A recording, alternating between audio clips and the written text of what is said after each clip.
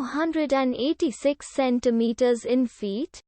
First of all, we need to know the value of 1 centimeter in feet. It's always 1 centimeter equals 0.03280839895 feet. Now we have to multiply 0.03280839895 by 286.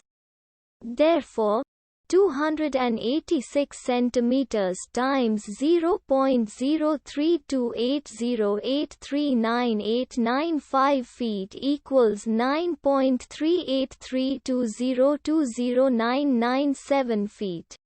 So, in other words, 286 centimeters equals 9.3832020997 feet. We hope you have enjoyed this video. Please like and subscribe to our channel for more videos like this.